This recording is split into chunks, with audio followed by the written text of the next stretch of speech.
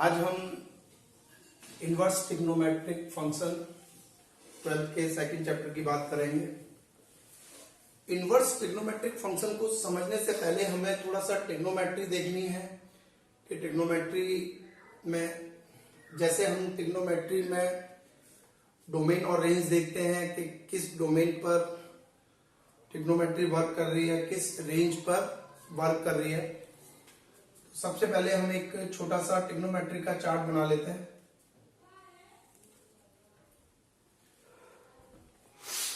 ये आपके एंगल्स दिखा रहे हैं, यहाँ पे 0, यहाँ π/2, यहाँ पाई, ये 3π/2। जब हम ट्रिग्नोमेट्री के फंक्शंस की बात करते हैं तो हम जानते हैं कि ये फर्स्ट क्वाड्रेंट में सभी फंक्शंस, ऑल फंक्शंस क्या होते हैं? पॉजिटिव। टोटल हमारे 6 फंक्शंस हैं। ये 6 functions sine, cos, tan, cot, secant, cosecant, सभी फंक्शंस की वैल्यू क्या होगी? पॉजिटिव होगी। यहां पर ये सेकेंड के अंदर सिर्फ आपका साइन और कॉसिकेंट ही पॉजिटिव होता है। साइन और कॉसिकेंट फंक्शन ही पॉजिटिव होगा। बाकी के functions cos, secant, tan, cot negative होंगे। थर्ड क्वाड्रेंट के अंदर सिर्फ हमारा टेन और कॉट पॉजिटिव होगा, बाकी के फंक्शन नेगेटिव होते हैं। फोर्थ क्वाड्रेंट में कॉस और सीकेंट फंक्शन हमारा क्या होगा? पॉजिटिव होगा, बाकी के फंक्शंस नेगेटिव होते हैं। जब हम इस चार्ट को याद करते हैं तो ये चार्ट बड़ा सिंपल सा लगता है, ऐसा कुछ खास है नहीं। लेकिन अगर हम इस चार्ट को ढंग से समझ लें, लर्न कर लें, तो हमारे लिए ट्रिग्नोमेट्री आसान हो जाती है और इसी चार्ट के जरिए हम इनवर्स ट्रिग्नोमेट्री को भी बड़े इजीली वे में समझ सकते हैं। तो थोड़ा सा डिस्कशन हम इस पर कर लेते हैं, उसके बाद इनवर्स में क्या क्या चेंजेस करेंगे छोटे, उनको देखेंगे। इसको लर्न करने का तरीका हमने याद किया था। After school to college. After यानी कि ए, स्कूल यानी कि साइन, टू मतलब tan, C stand for college यानी कि कॉस। ये सभी पॉजिटिव के लिए होते हैं। अब देखिए, इससे हम इनकी डोमेन और रेंज को याद कर सकते हैं कि इनकी क्या डोमेन है। तो साइन क्या क्या वैल्यू लेगा पॉजिटिव बनाने के लिए? 0 से लेके पाई तक लेगा जो एंगल होगा। अब उसके बाद इसकी वैल्यू क्या निकल के आएगी? डोमेन, जो हम यहां पर एंगल पुट करेंगे वो डोमेन हो जाएगा। जो हम वैल्यू गेट करेंगे फंक्शन की, फॉर एन एग्जाम्पल जैसे मैंने फंक्शन को मान लिया f(x) = sin थीटा, तो थीटा हमारा कहां से कहां तक लाई कर रहा है? If that function is positive then the value of theta lies from 0 to pi। इस प्रकार से हम इसकी रेंज निकाल सकते हैं कि कहां से कहां तक इसकी रेंज निकल के आएगी।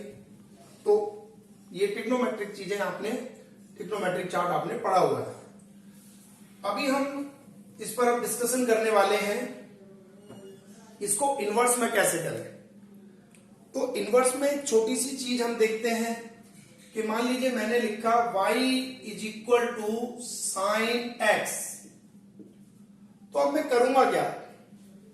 मैं डोमेन को रेंज बना दूंगा और रेंज को डोमेन बना दूंगा। यानी कि साइन फंक्शन को अगर मैं इधर लेके जाऊं तो क्या हो जाएगा? x = sin। देखिए, कभी भी फंक्शन 1 करके नहीं जाएगा, तो इसी को हम क्या कहते हैं? इनवर्स फंक्शन बोलते हैं। साइन इनवर्स ये हो गया y। अगर हम इसी चार्ट से लर्न करते हैं तो जो हमारी रेंज थी वो डोमेन में कन्वर्ट हो गई और जो हमारी डोमेन थी वो रेंज में कन्वर्ट हो गई। आप इनके फॉर्मूले लर्न कर सकते हो कि साइन की डोमेन क्या है, रेंज की डोमेन क्या है, और बड़े इजीली आपको लर्न हो जाएगी। इसी चीज को मैं अब आपको क्या करता हूं, एक सिंपल वे में लर्न कराता हूं कि आपने कैसे लर्न करना है। इनवर्स के लिए, ये हमारा ट्रिग्नोमेट्रिक फंक्शन के लिए था, अब हम इनवर्स के लिए देखिए। इनवर्स के लिए आपको याद रखना है कि साइन इनवर्स की जो वैल्यू होगी वो सिर्फ दो क्वाड्रेंट में लाई करेगी, एक फर्स्ट में लाई करेगी और एक फोर्थ में लाई करेगी साइन इनवर्स की।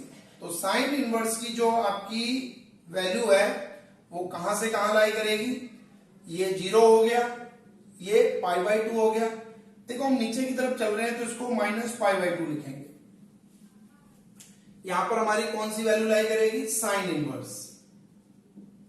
तो sine inverse, the value of sine inverse lie between -π/2 से π/2। तो हमारी रेंज क्या हो गई साइन इनवर्स की, -π/2 से π/2। डोमेन क्या होगी, जैसे हम अगर ट्रिग्नोमेट्री में देखते कि अगर हम साइन -π/2 की वैल्यू निकालते तो साइन -π/2 की वैल्यू क्या आती, -sin π/2 यानी कि -1। तो इसकी डोमेन क्या होती, -1 से स्टार्ट होती। दूसरा देख लीजिए, साइन π/2 निकालते हैं आप तो -1 से लेके 1 तक हो जाती। तो आपने एक सिंपल सा चार्ट याद कर लेना है कि the value of sine inverse lies in first quadrant and fourth quadrant. अभी इतना याद करना है, उसके आगे चलते हैं। अब साइन के साथ यहां पर दो फंक्शन और भी हैं, एक और होगा आपका कोसिकेंट इनवर्स, इनकी भी वैल्यू इसी में लाई करेगी। थोड़ा सा डिस्कशन करेंगे इस बारे में अभी आगे। एक और होगा यहां पे टेन इनवर्स, टेन इनवर्स की भी वैल्यू यहां पर लाई करेगी। एक छोटी सी एक्सेप्शन है, वो अभी हम क्लियर कर लेंगे, पहले इतना लर्न कर लें। अब आ जाइए, तीन फंक्शन हमारे क्लियर हो गए, 6 में से 3 रह गए। तो 3 की वैल्यू कहां कहां लाई करेगी, ऐसे फर्स्ट क्वाड्रेंट में और सेकंड क्वाड्रेंट में। फर्स्ट क्वाड्रेंट में तो फिर सारे ही आ गए, जैसे हमने यहां कहा था ऑल पॉजिटिव। अगर कोई भी फंक्शन आपको, चाहे वो इनवर्स फंक्शन है, अगर वो पॉजिटिव दे रखा है तो उसकी वैल्यू हमेशा 0 से π/2 के बीच में लाई करेगी। अभी जब हम क्वेश्चंस को सॉल्व करेंगे तो इस बात को याद रखेंगे, any function lies between 0 to π/2 it must lies, if it function is a positive it must lies between 0 to π/2। अगर नेगेटिव है और वो 3 है, ये वाले, तो मैं यहां इसको काट के क्या लिख देता हूं, ऑल लिख देता हूं, क्योंकि सारे फंक्शन आ गए। अगर देखिए नेगेटिव में है तो 3 फंक्शन अगर नेगेटिव है तो उनकी वैल्यू आपने -π/2 से 0 के बीच में लिखनी है, और वो 3 फंक्शन मैंने अभी अभी डिस्कस कर दिए। टेन इनवर्स, यहां पर सभी पॉजिटिव, ऑल पॉजिटिव। अब जो 3 फंक्शन बचे, अगर वो नेगेटिव दे रखे हैं तो उनकी वैल्यू कहां पर लेनी है आपने, सेकंड क्वाड्रेंट में लेनी है। That's clear.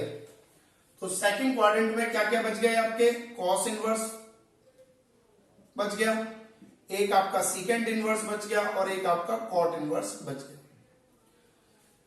एक लास्ट पॉइंट जिसको आप ध्यान रखेंगे, वो पॉइंट आपका क्या है, आप सीकेंट के लिए याद रखेंगे कि सीकेंट में कभी भी π/2 नहीं आ सकती वैल्यू।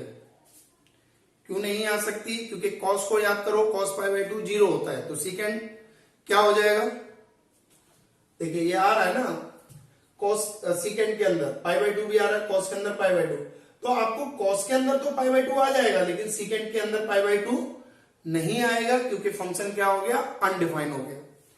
इसी प्रकार से कॉट का याद कर लो, कॉट इनवर्स। क्या कॉट इनवर्स की वैल्यू लाई कर सकती है? तो कॉट इनवर्स की वैल्यू 0 से पाई तक लाई करेगी। लेकिन अगर हम बात करें टेन इनवर्स की, देखो टेन इनवर्स यहां से यहां तक आ रहा है, तो टेन इनवर्स, अब टेन पाई बाई 2 क्या होता है ये आपने देखना है कि टेन पाई बाई 2 हमारा क्या होगा। तो टेन पाई बाई 2 की वैल्यू कहां से कहां तक लाई करेगी, माइनस पाई बाई 2 नहीं आएगा और पाई बाई 2 भी नहीं आएगा, इसके बीच में लाई करेगी। क्योंकि जहां भी फंक्शन हमारा क्या हो जाए, जिस फंक्शन की वैल्यू अगर इंफिनिटी आ जाए तो उसके inverse function does not exist. इस बात को आप याद रखेंगे और ये छोटा सा चार्ट आप बना लेंगे।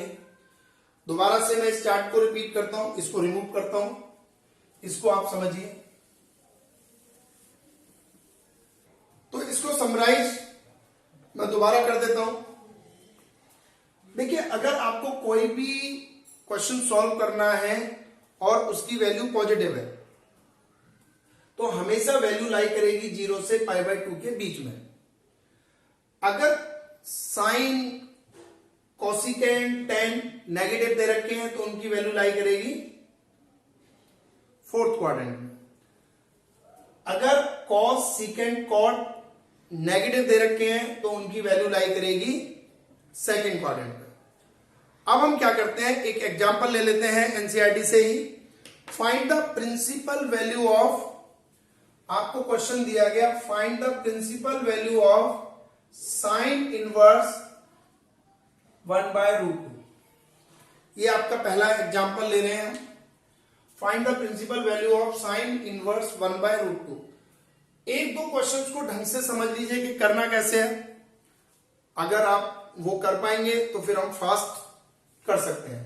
सबसे पहले आप इस फंक्शन को किसी एक वेरिएबल के इक्वल मान लीजिए। लेट हमने y के इक्वल कर लिया। अब साइन इनवर्स को इधर ले जाएंगे तो ये साइन बन जाएगा 1/√2 is equal to sine y। अब ध्यान दीजिए इस वैल्यू के ऊपर, ये वैल्यू कैसी है, पॉजिटिव है। अपने आंसर को माइंड में लेकर के आइए कि भाई अगर ये वैल्यू पॉजिटिव है तो हमारा आंसर 0 और पाई बाई 2 के बीच में आएगा। खत्म। आपने याद रखना है, if that value is positive, answer हमेशा 0 और पाई बाई 2 के बीच में आएगा। तो हम यहां पर देखते हैं sine y is equal to, अब आपको ट्रिग्नोमेट्रिक चार्ट याद होगा। ट्रिग्नोमेट्रिक चार्ट याद है तो ठीक, वरना मैं ड्रॉ कर देता हूं। 0, pi by 6, pi by 4, pi by 3, pi by 2। Sine के लिए क्या था, 0, 1/2, 1/√2, √3/2, ये 1। कॉस के लिए अभी जरूरत पड़ेगी तो यूज करेंगे 1, √3/2, 1/√2, 1/2, 0। चलिए, बाकी का चार्ट हमें आता है बनाना, लोअर क्लासेस 10th में ही सिखा देते हैं आपको। 1/√2 वैल्यू कहां पर आ रही है, साइन की वैल्यू 1/√2 पाई बाई 4 पे आ रही है, तो हम इसको क्या लिखेंगे, साइन पाई बाई 4। अब देखिए फर्स्ट क्वाड्रेंट में लाई कर रहा है तो सीधा सीधा फर्स्ट क्वाड्रेंट में लाई कर रहा है, हम साइन से साइन काट देंगे तो y इक्वल टू क्या आ गया, पाई बाई 4। देखिए यहां जब आपने ये पाई बाई 4 लिखा, हमने जनरल सॉल्यूशन का फॉर्मूला नहीं लगाया। क्यों नहीं लगाया, क्योंकि हमें सिर्फ प्रिंसिपल सोल्यूशन निकालना है, जनरल सोल्यूशन नहीं निकालना। और प्रिंसिपल सोल्यूशन हमारा क्या है, 0 से पाई बाई 2 के बीच में वैल्यू लाई करेगी। तो चाहे तो आप लिख सकते हैं y की वैल्यू कहां तक लाई करेगी, यहां पे 0 से लेके पाई बाई 2 के बीच में लाई करेगी। इसलिए हमारा आंसर क्या आ गया, y equal to pi by 4 आ गया। y हमारा कितना है, y हमारा है साइन इनवर्स 1/√2, तो आंसर हमारा ये आ गया पाई बाई 4। इसका आंसर हो गया हमारा पाई बाई 4। इस तरीके से आप क्वेश्चंस पर इन चीजों को अप्लाई करना स्टार्ट करेंगे। तो अब हम आगे चलें। देखिए वैसे आप प्रिंसिपल वैल्यू अगर ये ना लिख के आप ये भी लिख सकते हैं कि कहां से लाई करती है, -π/2 से π/2। मैं सिर्फ पॉजिटिव के लिए बात कर रहा था तो इसलिए मैंने अपने चार्ट से सिर्फ 0 से π/2 का लिखा। आप इसको यहां नहीं भी लिखना चाहते तो आप इसको क्या लिख सकते हैं कि जो भी इसकी प्रिंसिपल वैल्यू है उस प्रिंसिपल वैल्यू को ही आप लिख दीजिए कि कहां से कहां तक लाई करेगी। ये आपने देखना है कि कहां से कहां तक लाई कर रही है। पूरा लिखना चाहते हैं तो पूरा लिख दीजिए। बेटर है कि आप क्या लिखें, -π/2 से π/2 के बीच में लाई करती है, तो वैल्यू लाइज -π/2 टू π/2। ये बात आपको समझनी है। क्लियर है जी? चलिए अगला क्वेश्चन ले लेते हैं। एक और क्वेश्चन समझते हैं इसी तरीके से हम।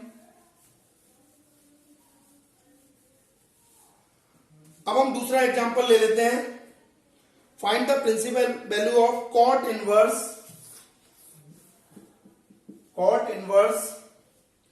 -1/√3।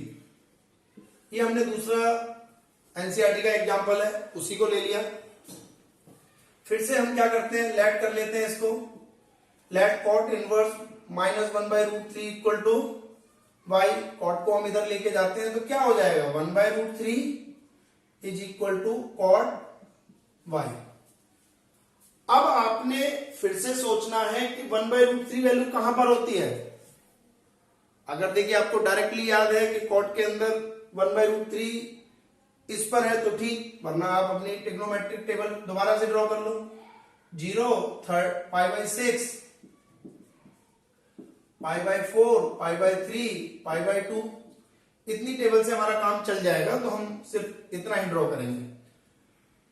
और पहला क्या था हमारा 0, 1/2 साइन के लिए, और ये 1/√2, √3/2, 1। कॉस के लिए क्या था 1, √3/2, 1/√2, 1/2, 0।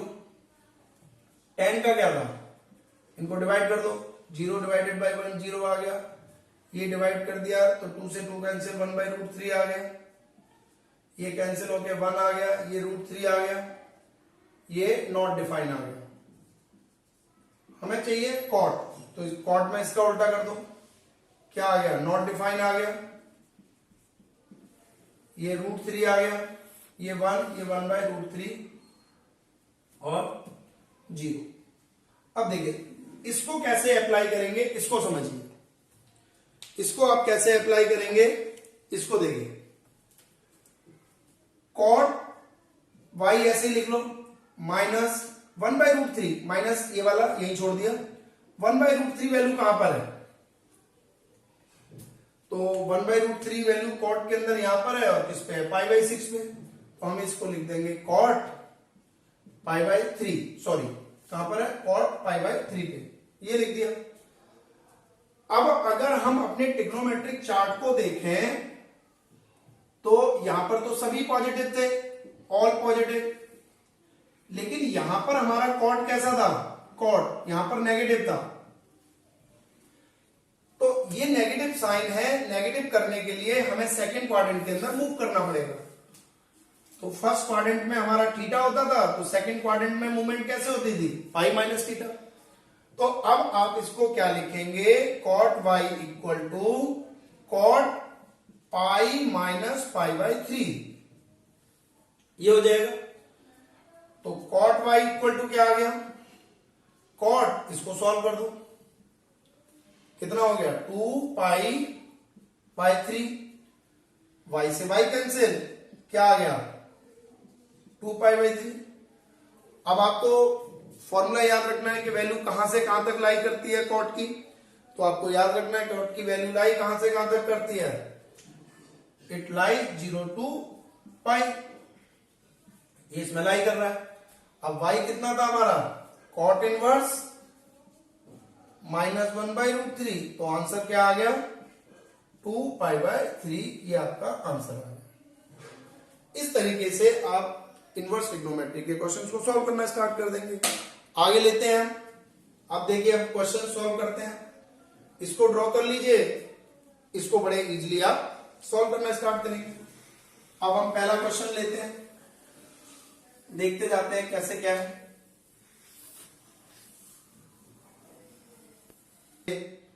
वैल्यू अगर आपको याद है तो ठीक, नहीं तो जरूरत पड़ेगी हमें। चलिए पहला क्वेश्चन लेते हैं। पहला क्वेश्चन है साइन इनवर्स एक्सरसाइज 2.1 का क्वेश्चन नंबर 1। क्वेश्चन है हमारा साइन इनवर्स -1/2। तो लेट कर लो, किसके इक्वल लेट कर लिया, y के इक्वल लेट कर लिया। -1/2 इज इक्वल टू क्या हो जाएगा, साइन y हो जाएगा। Sine y is equal to minus, ये माइनस साइन। अब आ जाइए 1/2 वैल्यू कहां पर है, तो 1/2 वैल्यू हमें साइन की मिल रही है π/6 पे, तो हम इसको क्या लिख देंगे, साइन π/6। अब अगर जो मैंने चार्ट बनाया था उस पर आपका ध्यान चला गया तो जितने भी क्वेश्चंस एक्सरसाइज में हैं वो बड़े आसान हो गए। मैं दोबारा से ड्रॉ करता हूं। देखिए साइन की वैल्यू कहां पर लाई कर रही थी, फर्स्ट में और फोर्थ में। ये हमारा -π/2, ये 0, ये π/2। मैंने कहा था कि अगर पॉजिटिव है तो फर्स्ट क्वाड्रेंट में ले लेना और नेगेटिव है तो फोर्थ में ले लेना। ये क्या दे रखा है, नेगेटिव दे रखा है, यहां देखो नेगेटिव आ रहा है तो हमें फोर्थ में जाना है। फोर्थ में मूवमेंट कैसे होती थी, यहां थीटा तो यहां पे माइनस थीटा। तो सिंपली आप इसको कैसे लिख दोगे, sine y is equal to, ये माइनस साइन अंदर चला गया, -π/6, साइन से sine cancel, y equal to क्या आ गया, -π/6। अब आपको बता देना है कि ये कहां से कहां तक लाई करता है, ये लाई करता है आपका -π/2 से π/2 में, इन्हीं के बीच में ये आंसर आ रहा है, तो ये आपका आंसर हो गया। ठीक है जी, चलिए अगला सवाल ले लेते हैं। cos इनवर्स √3/2, क्वेश्चन सेकंड देख लेते हैं। क्वेश्चन सेकंड क्या है, cos इनवर्स √3/2 किसके इक्वल मान लिया हमने, y के इक्वल लेट कर लिया। अब फास्ट जल्दी जल्दी करते हैं, इसको इधर लेके जाते हैं, √3/2 क्या आ गया, cos y। अब cos y देखिए फटाफट चार्ट के अंदर, √3/2 कहां मिल रही है, cos के अंदर √3/2 π/6 पे मिल रही है, तो क्या आ गया, cos π/6। पॉजिटिव है तो कोई दिक्कत ही नहीं, डायरेक्ट काटिए, क्या आ गया, π/6। अब आपको क्या लिखना है कि cos की जो लिमिट है वो कहां से कहां तक लाई कर रही है, वो आपकी 0 से पाई के बीच में लाई करती है। तो आप यहां पर लिख देंगे 0 से पाई के बीच में लाई करती है, ये आपका आंसर आ गया। चलिए क्वेश्चन नंबर 3 देख लेते हैं। क्वेश्चन नंबर 3 क्या है, कोसिकेंट इनवर्स 2, क्या है, कोसिकेंट इनवर्स 2, इसको भी आप y के इक्वल मान लीजिए। अब आपको क्या करना है, कोसिकेंट इनवर्स 2, तो कोसिकेंट को इधर लेके जाओ, 2 इक्वल टू क्या आ गया, कोसिकेंट y। नॉर्मली हम क्या करते हैं, ऐसे क्वेश्चन में सिर्फ 3 ही फंक्शन ज्यादातर हमें अच्छे लगते हैं और उन्हीं 3 को याद करते हैं, साइन कॉस टेन। तो हम इसको क्या करेंगे, 2 is equal to 1/sin y लिख देंगे, रेसिप्रोकल ले लीजिए, तो क्या आ गया, sin y इक्वल टू 1/2 आ गया।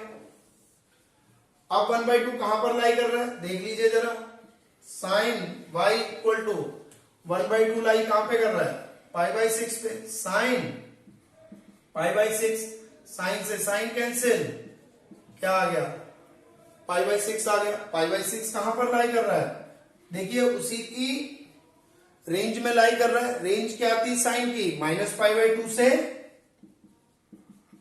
π/2 तक, तो आंसर हमारा ये हो गया। y की जगह हम क्या लिखेंगे, y हमारा क्या था, तो y हमारा ये था कोसिकेंट इनवर्स 2π/6। अब आपको एक बात ध्यान देना है कि y हमने कोसिकेंट को माना है, तो रेंज भी आप कोसिकेंट की ही लिखें, वो ज्यादा बेटर है। लेकिन यहां हम साइन को काट रहे हैं, तो इस पर थोड़ा सा ध्यान दे दीजिए। देखिए यहां हमने इसको साइन में कन्वर्ट करके काटा है, तो हम रेंज किसकी लिखेंगे, साइन की ही लिखेंगे।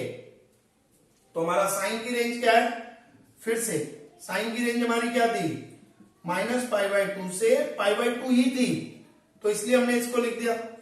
लेकिन y मेरा क्या दे रखा है, अब y मैंने ये, तो आप जिस फंक्शन को कैंसिल कर रहे हो रेंज आप उसी की देखिए, क्योंकि हमें जो दे रखा है उससे कोई ऐसा वो नहीं है। यहां हम जिसका प्रिंसिपल सोल्यूशन फाइंड आउट कर रहे हैं उसकी रेंज को देखिए आप।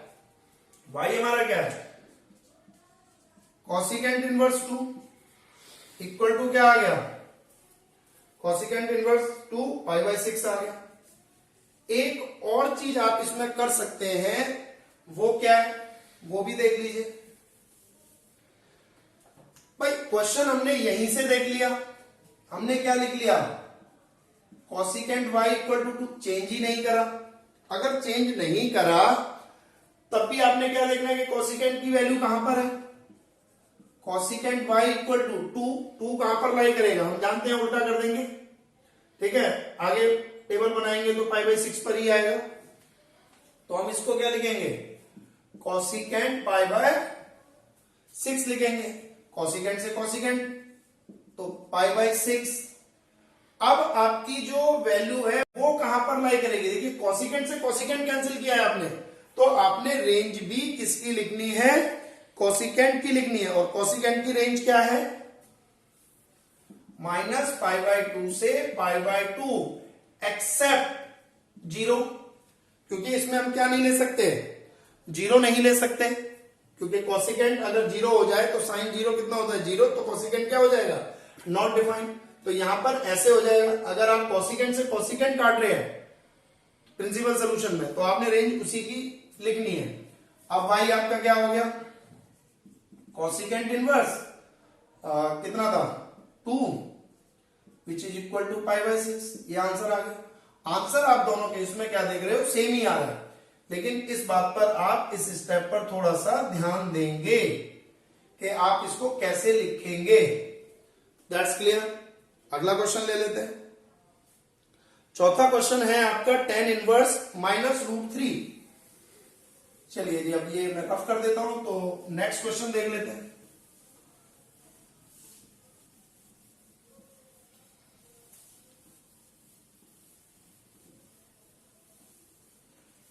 अगला क्वेश्चन है हमारा tan inverse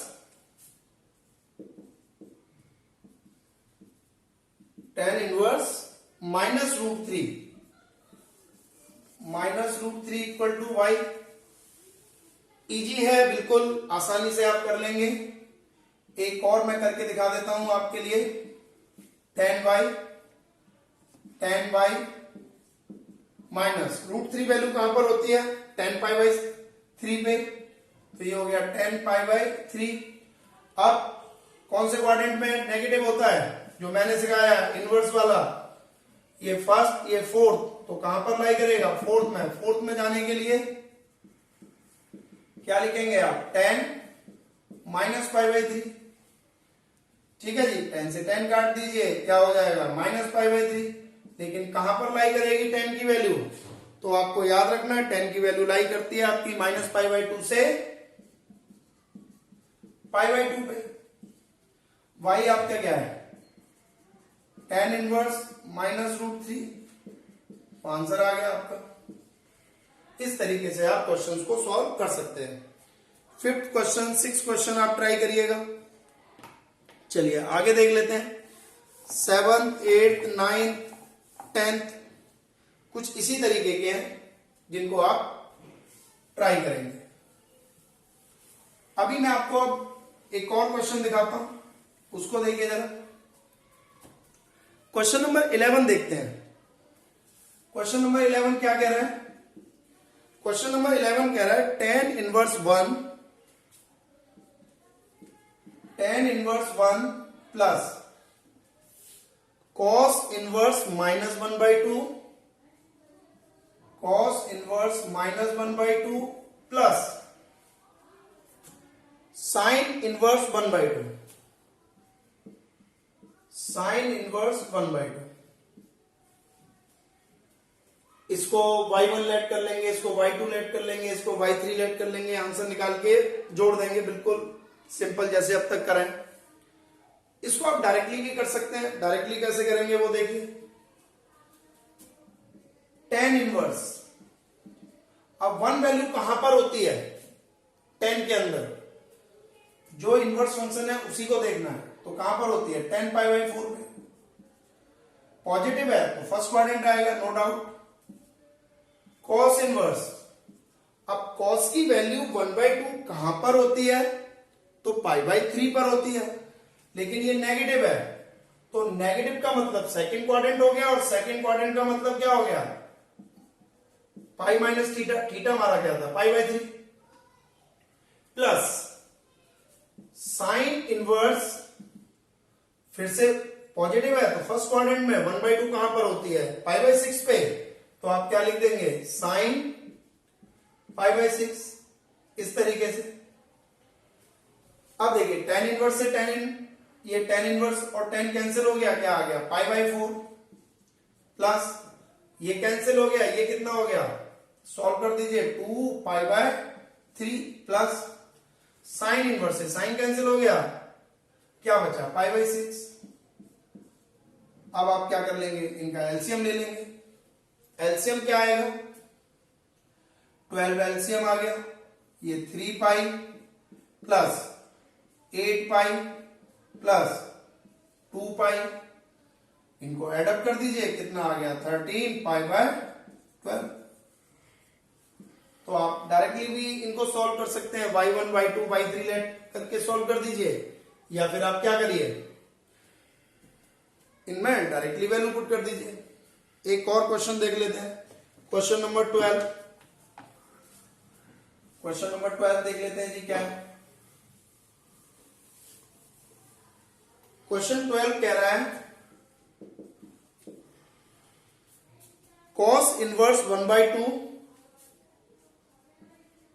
cos inverse 1/2 plus 2 sine inverse 1/2। तो चलिए डायरेक्टली वैल्यू पुट करते हैं। cos इनवर्स पॉजिटिव वैल्यू है, 1/2 कहां पे होती है? π/3 पे, तो ये क्या हो गया? cos π/3 प्लस 2 साइन इनवर्स, ये कहां पर होगी? साइन π/6 पे होगी। cos से cos कैंसिल, क्या आ गया? π/3 आ गया, प्लस ये कैंसिल 2 इंटू में π/6, इसको काट दिया 3 पे, π/3 प्लस π/3 ऐड कर दीजिए, क्या आ जाएगा? 2π/3, ये आपका आंसर आ गया। तो इस तरीके से आप पहली एक्सरसाइज को बड़े इजीली सॉल्व कर सकते हैं। अब हम सेकंड एक्सरसाइज की बात करेंगे। तो सेकंड एक्सरसाइज में आपने क्या करना है, पहले कुछ फॉर्मूलों को नोट डाउन कर लेना है। तो पहले मैं आपको कुछ फॉर्मूले नोट डाउन कराऊंगा। देखिए पूरी एक्सरसाइज में बेसिकली बहुत ज्यादा फॉर्मूले हमें यूज नहीं करने होते। ज्यादातर इनवर्स ट्रिग्नोमेट्री आपके 2-3 कॉन्सेप्ट अगर आप उनको ढंग से क्लियर कर लो, जैसे कि अभी पहली एक्सरसाइज में सिर्फ आपका एक छोटा सा कॉन्सेप्ट क्लियर हो गया, एक छोटा सा चार्ट आपको याद हो गया, तो बड़े इजीली आप क्या कर सकते हैं, पहली एक्सरसाइज को सॉल्व कर सकते हैं। इसी प्रकार से जब हम सेकंड एक्सरसाइज को सॉल्व करेंगे तो वहां भी हमें 2-3 फॉर्मूले सिर्फ याद रखने हैं, उन्हीं 2-3 फॉर्मूलों से हमारी पूरी एक्सरसाइज सॉल्व हो जाएगी। तो एनसीईआरटी में आपके फॉर्मूलों की लिस्ट दे रखी है, वहां से आप फॉर्मूले नोट डाउन करें। मैं आपको कुछ छोटी छोटी ट्रिक्स सिखाऊंगा, छोटे छोटे फॉर्मूले, जिनको लगा करके हम सेकंड एक्सरसाइज को सॉल्व करेंगे।